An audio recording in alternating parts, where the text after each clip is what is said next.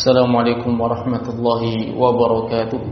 Innal hamdalillah nahmaduhu wa nasta'inuhu wa nastaghfiruh wa na'udzu billahi min shururi anfusina wa sayyiati a'malina.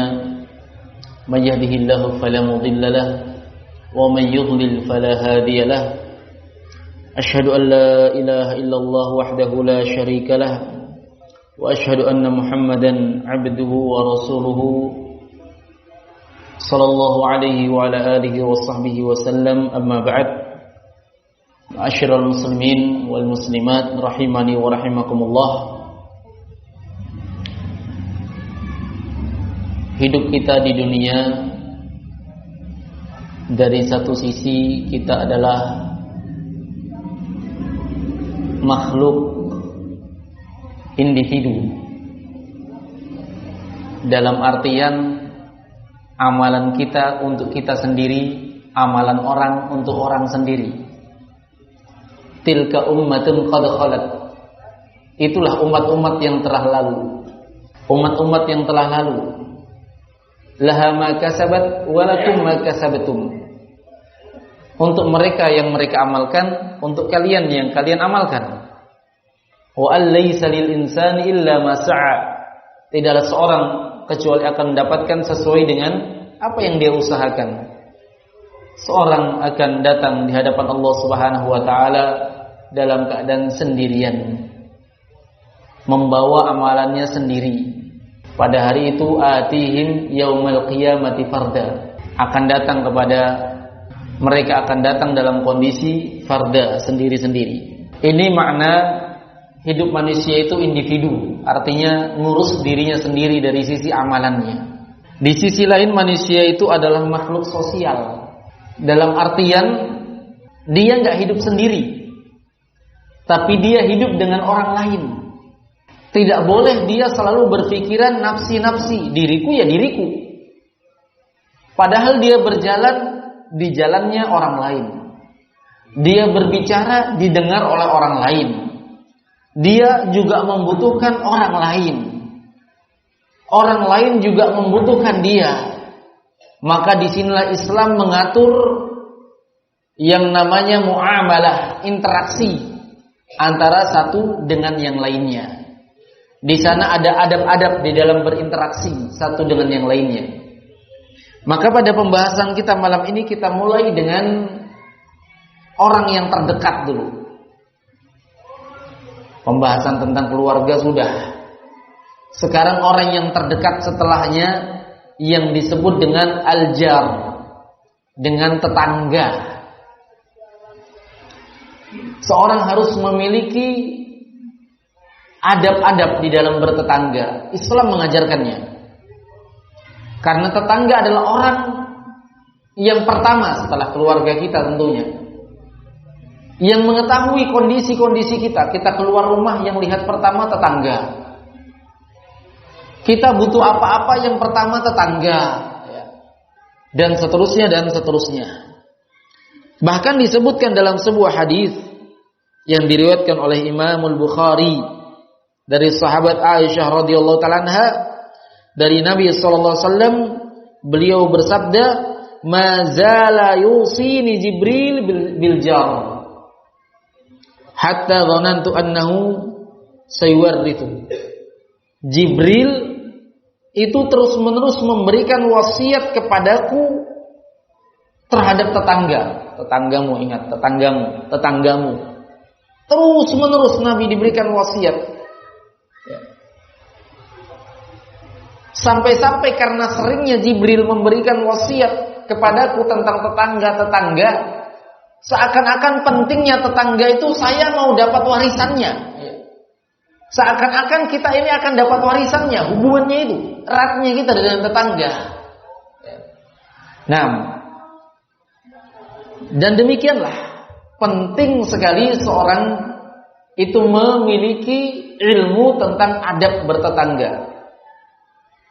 Di dalam Al-Quran sendiri, dalam surah An-Nisa, ketika Allah Subhanahu wa taala menyebutkan tentang al-huququl asyarah, ya, dalam surah An-Nisa ayat 36, para ulama menyebut, menggelari ayat ini dengan sebutan ayat al-huququl asyarah, hak-hak yang 10 yang harus kita tunaikan. Yang harus kita tunaikan. Tidak boleh tidak. Ternyata hak terhadap tetangga masuk di dalamnya. Apa itu? Allah berfirman, wa'budullaha wa la tusyriku bihi syai'a. Beribadahlah kepada Allah, jangan mempersyarikatkan dengannya terhadap sesuatu apapun juga. Ini hak pertama harus ditunaikan, enggak boleh tidak. Ini hak hamba terhadap Allah Subhanahu wa taala. Yang kedua, wabil walidaini ihsana, terhadap kedua orang tua hendaklah engkau berbuat baik. Ini hak yang kedua harus kita tunaikan. Hak kepada makhluk yang paling dekat kepada kita, yaitu orang tua. Wabidil qurba, dan dengan para kerabat. Nah, wal yatama, yang keempat orang yatim, anak-anak yatim. Wal masakin, orang miskin. Mereka punya hak. Wal jari bil qurba wal jaril junubi. Tetangga yang dekat, tetangga yang jauh. Disebut dua kali penyebutan tetangga. Jadi mereka memiliki hak. Tetangga yang dekat maupun tetangga yang jauh. Nah, tentu semakin lebih dekat, semakin dia lebih berhak. Nah, dan di dalam Islam sangat lengkap sekali. Sangat lengkap sekali bagaimana arahan syariat seseorang beradab terhadap tetangganya. Nah, jamaah sekalian yang dimuliakan oleh Allah Subhanahu wa taala, kita akan sebutkan di antara adab-adab bertetangga, karena ini penting. Paling sering percekcokan itu di mana? Tetangga. Padahal dia adalah orang yang hidup sama kita terus. Kalau kita bercekcok, bermasalah dengan mereka, apa yang terjadi? Hidup kita nggak tenang. Mereka di samping kita. Mereka selalu bersama kita. Tapi kita saling nggak enak-enakan, saling nggak saling menegur, saling bermasam muka atau tidak berpandangan, tidak mengucapkan salam. Hal yang sangat tidak enak sekali, tidak mengenakan sekali. Taib, kita rincikan dari adab-adab bertetangga. Yang pertama, di antara adab bertetangga adalah menghormati tetangga dengan berperilaku baik terhadap mereka. Di antaranya senyum kalau ketemu, menghormati mereka punya kegiatan, kita hormati, tidak membuat mereka bising. Itu menghargai mereka, menghormati mereka. Dalil tentang perkara ini sabda Nabi SAW dari hadits Abu Hurairah yang diriwayatkan oleh Imam Al-Bukhari dan Imam Muslim. Beliau bersabda, "Man kana yu'minu billahi wal yaumil akhir falyukrim jarah." Barang siapa yang beriman kepada Allah dan hari akhir, maka hendaklah dia muliakan tetangganya. Nabi jadikan syarat keimanan kepada Allah. Artinya, kalau ada orang gak muliakan tetangganya, dia hina-hina tetangganya, dia lecehkan tetangganya, dia usik tetangganya, ada masalah pada keimanannya kepada Allah dan hari akhir. Gak beres, gak beres atau kurang sempurna imannya kepada Allah dan hari akhir. Nah, lalu bagaimana dengan tetangga yang kafir? Apakah kita muliakan, kita hormati, kita hargai? Karena masuk dalam konteks hadis. Maka hendaklah dia memuliakan tetangganya, walaupun dia kafir. Tentunya kafir yang mustakman, diberikan keamanan oleh pemerintah. Kafir muahad, yang berada di perjanjian. Mereka nggak boleh diganggu. Kafir dhimmi, kafir yang mereka membayar pajak sehingga nggak boleh diganggu gugat selama mereka masih taat membayar pajak. Adapun kafir harbi, kafir yang diperangi, yaitu di medan perang, maka tentu walaupun dia tetangga, bahkan di kalangan para sahabat, mereka kadang berhadapan dengan anaknya sendiri. Ini kalau sudah di medan perang. Adapun kafir yang ada di negeri kita, kafir yang mereka dilindungi oleh negara kafir mu'ahad, ya. Nah, mereka berada di atas perjanjian. Ketika mereka masuk negara kita, mereka sudah ada yang ditandatangani dan diberikan keamanan, kafir musta'man, yang diberikan keamanan oleh pemerintah negara kita. Nah, adapun orang kafir yang seperti ini yang diberikan keamanan, maka kita berbuat baik kepada mereka. Kenapa? Lafaz hadis umum.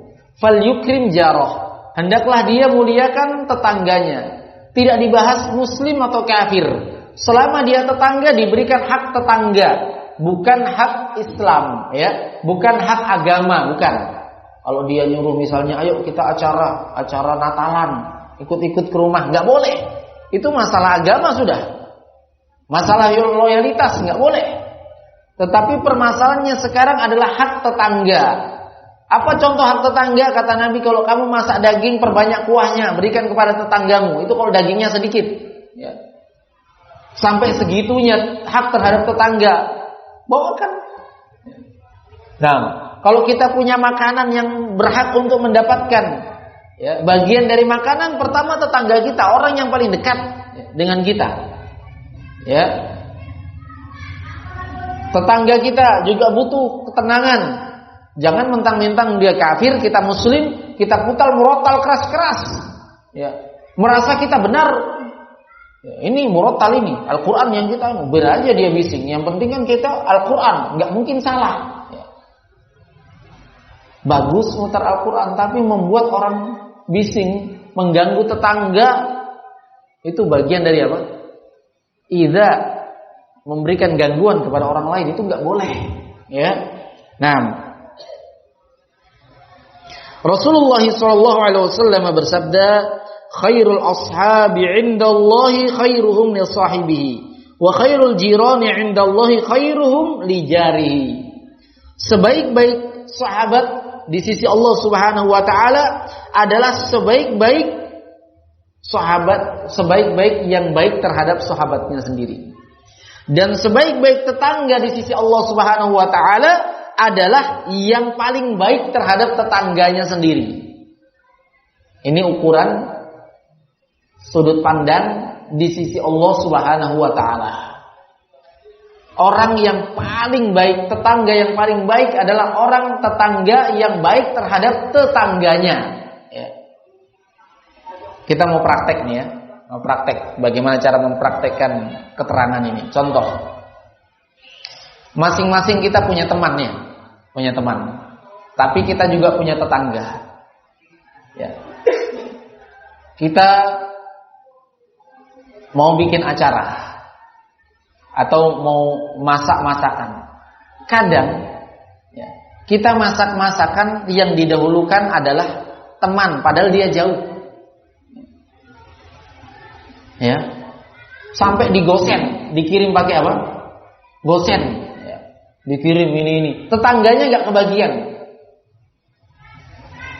Padahal yang lebih berhak mendapatkannya siapa? Teman yang jauh atau tetangga?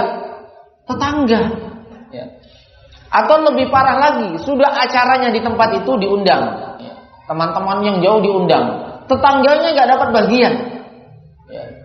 Maka diantara hal yang baik sekali, Pak, kalau kita miliki acara, ya mungkin kalau lingkupnya mungkin ada musyawarah, ya, yang mungkin tetangga nggak ikut, nggak masalah, makan-makan, ya, di kalangan yang musyawarah, tapi ingat mereka, bungkuskan mereka, ya, bawakan mereka juga, karena mereka lebih dekat, ya, lebih berhak dengan hal tersebut.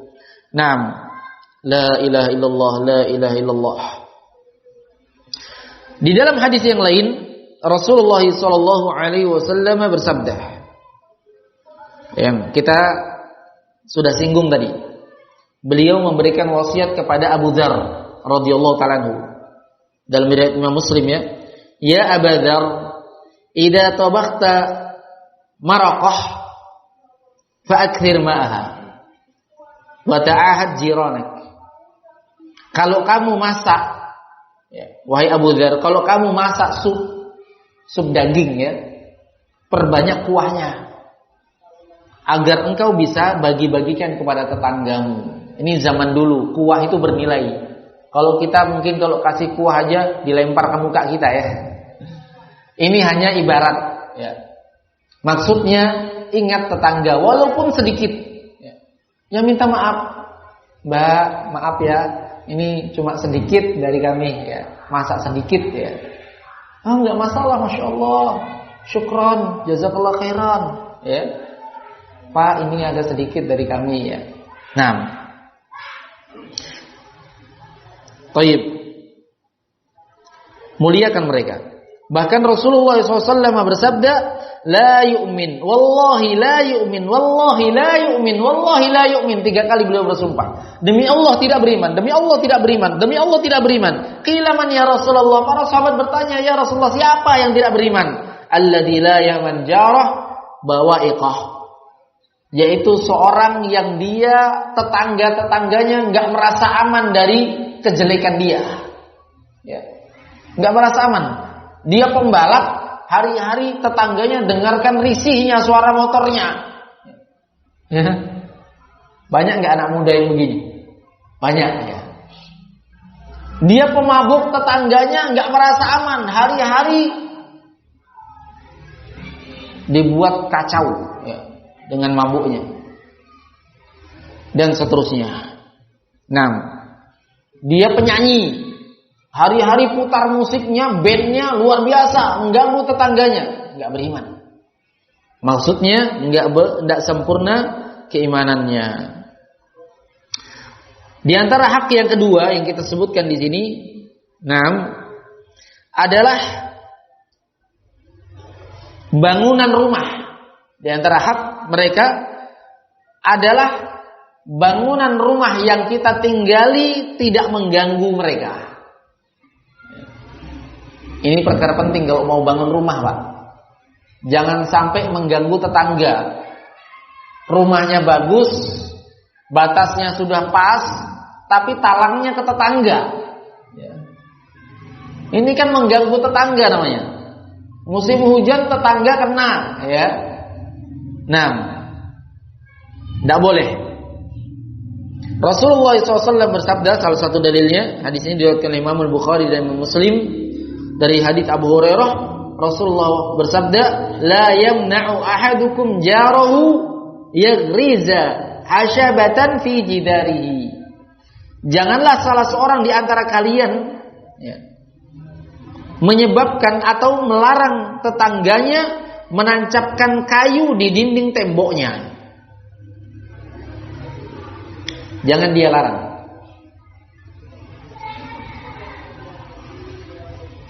Maksudnya, kalau ada tetangga mau menancapkan kayu di dinding temboknya, dipersilahkan saja. Dengan syarat tidak merusak atau merobohkan tembok. Yang kedua, memang dia butuh untuk meletakkan tersebut. Yang ketiga, tidak ada cara lain. 6. Kalau tidak, maka tetangga nggak boleh memanfaatkan. Nggak boleh memanfaatkan. Bikin jemuran di terasnya orang, nggak boleh. Dia harus izin baik-baik. 6. Kalau izin jangan dilarang. Dan ini juga sesuai dengan keumuman hadis Nabi sallallahu alaihi wasallam, la dharar wa la dirar. Tidak boleh memberi bahaya dan membahayakan orang lain, enggak boleh. Sekarang kita punya tetangga. Ya, ini sering ini. Saya berikan contoh yang sering. Ya. Enggak punya garasi di rumahnya, beli mobil. Sering enggak, Pak? Sering. Walaupun iya, kadang iyanya karena perasaan gak enak aja. Tapi kalau terus menerus, sampai kapan kita parkir mobil kita di garasinya orang? Ya.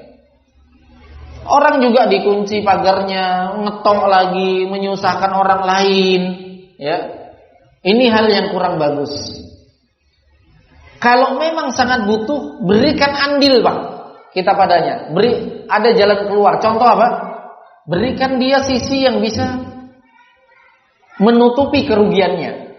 Contoh, kita sewa. Hukum sewa. Kita punya mobil, tidak punya garasi, mau pakai garasinya orang, sewa. Per bulannya berapa? Sehingga hukumnya hukum sewa.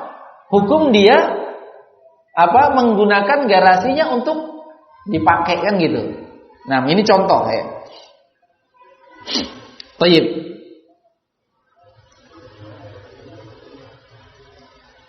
Kemudian di antara hak tetangga adalah memberikan hak tetangga yang paling dekat dulu.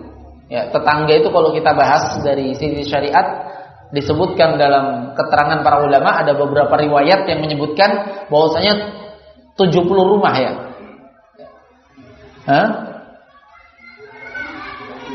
rumah ya, 40 rumah, Puan. 40 rumah itu namanya tetangga ya. 40 rumah itu tetangga. Nah, sekarang kan nggak mungkin 40 rumah ini kalau kita mau kasih makanan ya, masa kita masak banyak terus, ini acara namanya. Siapa yang didahulukan? Aqrabuhum, yang paling dekatnya. Ini cara memberikan hak kepada tetangga. Jangan sampai yang jauh diberi, yang satu tembok nggak diberi. Nah, ini kesalahan, ya. Tapi yang paling dekat. Nah,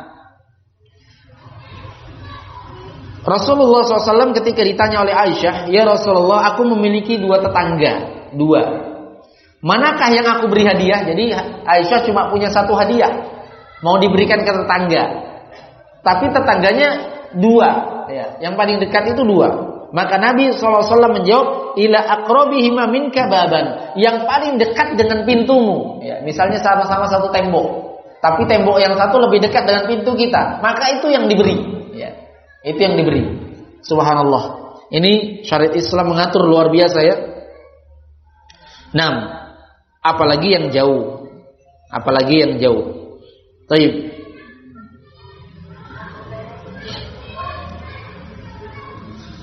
Kemudian tidak sama sekali memberikan gangguan kepada tetangga. Ini sudah kita singgung tadi. Namun di sana ada riwayat khusus dari Nabi SAW. Beliau bersabda, "Man kana yu'minu billahi wal yawmil akhir fala yu'dhi jarahu." Siapa yang beriman kepada Allah dan hari akhir, maka jangan dia menyakiti tetangganya. Jangan dia menyakiti tetangganya. Nah, kemudian di antara hak tetangga adalah untuk mendapatkan nasihat dan memberikan nasihat. Ini yang jarang ya. Ini yang jarang. Memberikan nasihat kepada tetangga agar berbuat kebaikan ya. Dan ini nggak harus dengan bentuk yang yang kaku ya. Harus formal. Datangi rumahnya, Pak, sebagai tetangga kita memiliki hak saling memberikan nasihat. Saya ingin memberikan nasihat kepada Bapak agar hendaklah, tidak terima orang ya. Tetangga itu paling enak nasihatnya dengan apa? Dengan santai ya. Dengan santai ya. Pertama, jangan menampakkan kita sok lebih berilmu ya. Sok lebih hebat, sok mau ngajari, jangan. Dengan bahasa santai. Misalnya ketika kita mau sholat ya. Mau sholat ke masjid, berpapasan dengan tetangga ya. Berpapasan dengan tetangga. Apa salahnya kita tegur mereka sedikit? Ya. Berhenti azan misalnya. Ya kan? Santai sekali, enggak mungkin dia tersinggung. Ya. Ayo sudah Pak, azan. Ya, sambil bahasa ringan atau bahasa yang lebih sering lah. Lain tetangga kan lain cara berbahasanya.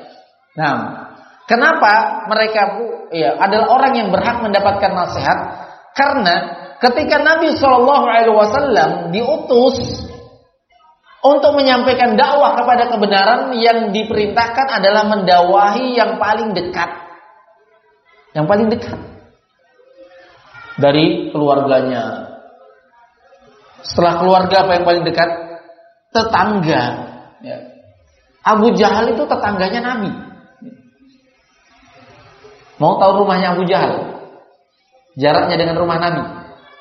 Yang pernah umroh tahu ya, di tempat keluarnya tempat sa'i, ya, di Marwah keluar ada WC di situ. WC itu dulu rumahnya Abu Jahal di situ. Pemerintah jadikan dia WC sebagai bentuk penghinaan. Nah, rumahnya Nabi di pojoknya sana, ujung, ya, di bukit itu. Itu rumah Nabi waktu kecil. Ya. Jadi tetangganya Nabi. Ya. Mau tahu rumahnya Utsman bin Affan, tetangga juga. Di Hotel Jam itu yang terkenal ada jamnya itu, nah itu dibangun di tanahnya Utsman bin Affan. Ya. Semuanya bertetangga di situ. Ya. Mereka yang didakwahi Nabi SAW, Nabi nggak langsung turun ayat disuruh langsung berdakwah ke negeri-negeri, ke Madinah, kemana enggak. Nanti Madinah itu setelah Nabi terusir dari Mekah, baru menuju Madinah. Nabi berdakwah di sana. Ya. Pertama dimulai dari tetangga, nggak jauh-jauh dulu. Kita tetangga belum apa-apa ya kan? Belum pernah kita tegur-tegur ya, canda-candai, main-maini, saya ngobrol yang mengarahkan kepada kebaikan. Nah, ya pakai bahasa-bahasa ringan.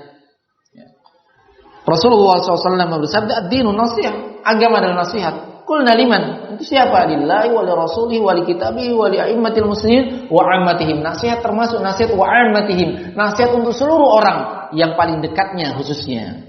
Nah, kemudian di antara ya, hak tetangga adalah menggembirakan mereka. Salah satunya tadi Nabi SAW menyuruh untuk membagi makanan ya. Nah, membagi makanan kepada mereka dan membuat gembira tetangga banyak caranya. Membuat gembira tetangga banyak caranya. Bukan hanya dengan cara memberi makan, ya, memberi masakan-masakan yang kita berikan, bukan hanya itu. Membuat senang tetangga juga, misalnya saling membantu kalau mau ke pasar. Ya. Bu, misalnya istri kita mau ke pasar, tetangga dulu. Mau nitip kah? Masya Allah senangnya mereka. Oh enggak dulu, ya kan? Nah, tetangga ada sampahnya. Saya kebetulan membuang sampah ini, sampahnya sedikit dibuangkan. Masya Allah, iya. Tersenyum, mengucapkan salam dengan tetangga, akan saling cinta mencintai. Ini juga salah satu hak. Ya. Salah satu hak tetangga itu mereka mendapatkan salam dan menjawab salam. Ya. Mendapatkan salam dan menjawab salam. Sebagaimana Nabi SAW mengatakan, La tadkhulul jannah hatta tu'minu. Kalian gak akan masuk surga sampai kalian beriman. Wala tu'minu hatta tahabbu. Dan kalian gak akan beriman kecuali kalian saling cinta. Gak akan beriman kita kecuali saling cinta mencintai. Maka Nabi SAW mengatakan, Afala ukhbirukum ala ukhbirukum ala adullukum ala syai'in idza fa'altumuhu tahabbtum. Maukah kalian saya tunjukkan sesuatu jika kalian saling atau jika kalian melakukannya kalian akan saling mencintai? Kita kan mau memupuk kecintaan dengan tetangga ini. Mau enggak kalian saya tunjukkan sesuatu yang jika kalian lakukan tahabbtum, kalian pasti saling mencintai? Apa itu? Afshus salam bainakum. Ucapkan salam, sebarkan salam di antara kalian. Ini melewati tetangga lagi nyapu, melewati la salam wala kalam. Enggak ada salam, enggak ada bicara. Bagaimana akan bertaut kecintaan? Ya. Assalamualaikum, masya Allah. Ya. Nah, karena kita sudah belajar suka salam, saya sedikit mau kasih faidah tentang cara salam. Ya. Banyak orang sekarang salah cara salamnya, Pak, dan salah cara jawab salamnya. Salam itu bahasa Arab ya. Cara mengucapkan salam itu assalamualaikum. Assalamualaikum. Bukan assalamualaikum. Assalamualaikum, bahasa apa itu? Assalamualaikum itu ada nilai doa, Pak. Keselamatan untuk kalian, masya Allah. Semoga Allah memberikan keselamatan untuk kalian. Assalamualaikum. Ada juga yang agak Masya Allah Arabnya, tapi tetap salah panjang pendeknya. Assalamualaikum, Masya Allah kayak hormat. Padahal kum, mimnya dia apa? Disukun. Assalamualaikum, bukan Assalamualaikum. Panjang sekali kumnya. Ya. Ini salah. Demikian pula ketika jawab salam, Pak. Jangan terburu-buru ya. Waalaikumsalam. Masya Allah. Jangan jawabnya Waalaikumsalam. Waalaikumsalam. Ini bahasa apa? Bukan bahasa Arab. Gak ada artinya. Makanya kecintaan tetap gak muncul. Kenapa gak ada doa? Waalaikumsalam. Gak ada artinya. Ada yang agak ngetren agak ke Arapan juga, tapi salah juga. Apa itu? Waalaikumsalam. Mana salahnya, Pak?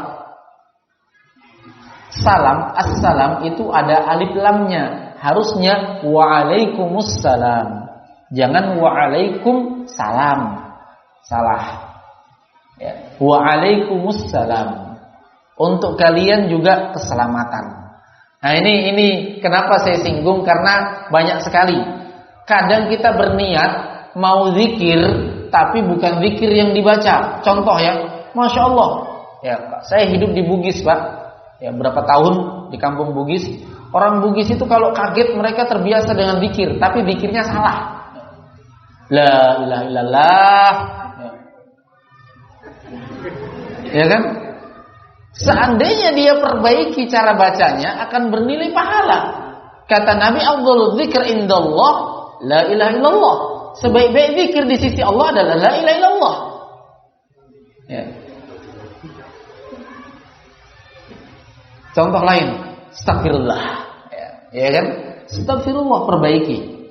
Nah, ada juga yang diputus. Apa itu yang diputus itu? Enggak sempurna ya. Ini kalau ini umum se-Indonesia, Pak. Bukan di Bugis, Indonesia. La ilah. Itu sebenarnya la ilaha illallah. Kok diputus la ilah? Artinya tidak ada Tuhan. Bahaya. La ilah. Ya. Harusnya la ilaha illallah. Masya Allah. Ini faedah tambahan aja. Faedah tambahan tapi penting, ya. Tapi penting. Ketemu tetangga jangan lagi assalamualaikum.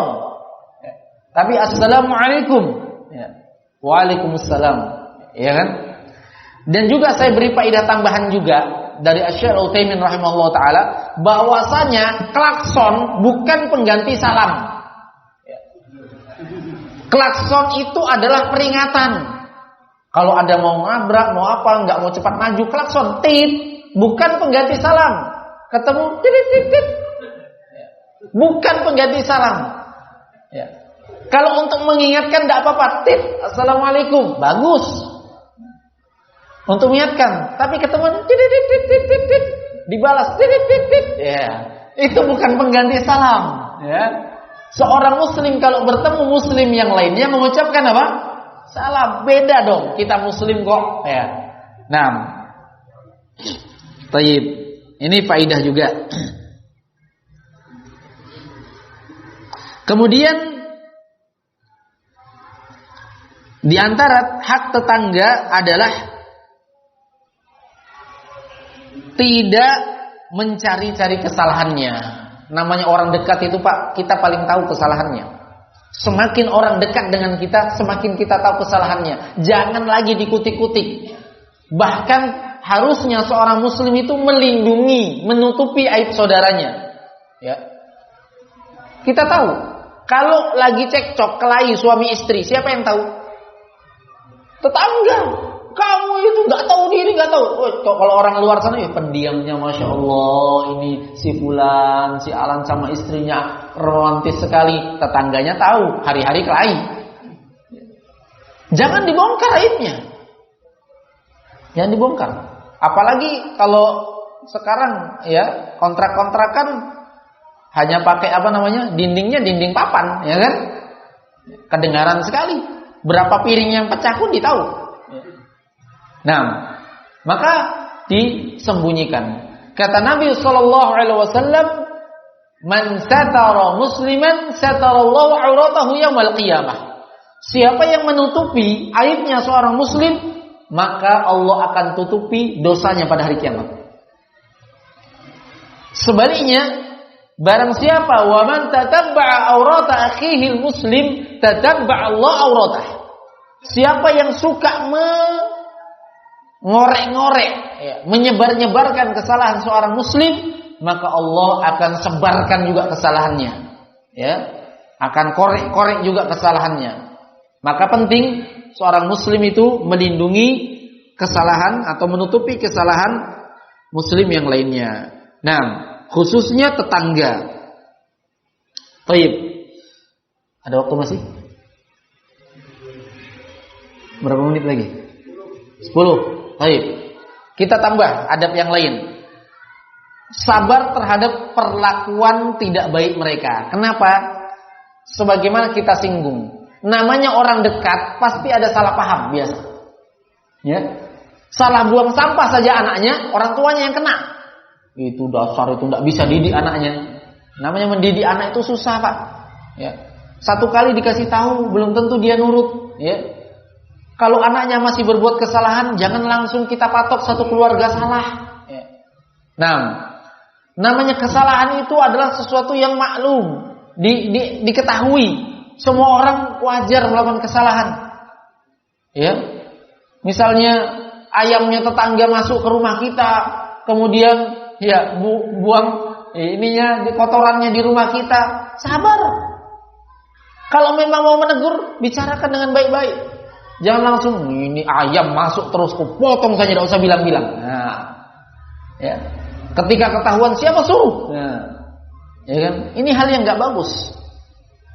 Tetapi dimaklumi kesalahan mereka. Sebagaimana kita harus tahu kita juga punya salah, tapi mungkin mereka diam. Ya, tapi mungkin mereka diam. Nah, baik. Di antara hak mereka yang lain, ya. Dan ini banyak dalilnya ya, cuma waktu yang membatasi kita. Ya, di antara dalil tentang menahan diri tadi adalah sifatnya orang beriman disebutkan dalam Al-Quran wal kadhiminal ghaidh wal 'afina 'anil nas, yaitu orang-orang yang mereka bisa menahan marahnya dan suka memaafkan orang lain. Orang saja harus dimaafkan, apalagi tetangga kita sendiri. Ya, apalagi tetangga kita sendiri. Nah, kemudian di antara hak tetangga adalah menghadiri kegiatan-kegiatan mereka yang sesuai syariat. Contoh, mereka memiliki acara yang sesuai syariat Allah. Akikah, ya. Ada 2 undangan akikah. Akikahnya tetangga, akikahnya yang jauh. Mana didahulukan? Tetangga. Ya. Acara walimatul urs, acara pernikahan, hadiri. Haknya tetangga. Ada di antara mereka yang meninggal, hadiri penyelenggaraan jenazahnya. Tinggalkan pekerjaan. Tapi dipotong gaji Ustaz. Biar potong gaji. Hak tetangga didahulukan. Ya, hak tetangga didahulukan. Ini diantara hak-hak yang harus ditunaikan. Di sana ada hak-hak rincian lainnya, tapi apa yang kita sebutkan ini secara global adalah hak-hak yang harus ditunaikan yang sangat penting bagi seorang muslim terhadap tetangganya. Nah, terhadap tetangganya. Wallahu ta'ala a'lam bishawab. Saya kira cukup. Mudah-mudahan ini bermanfaat dan memberikan faidah khususnya pada hubungan kita sesama kaum muslimin, khususnya lebih terkhusus lagi kepada yang paling dekat dengan kita, yaitu kepada tetangga-tetangga kita. Nah, wallahu ta'ala alam. Subhanakallahumma bihamdik asyhadu an la ilaha illa anta astaghfiruka wa atubu ilaik. Walhamdulillahirabbil alamin. Wassalamualaikum warahmatullahi wabarakatuh.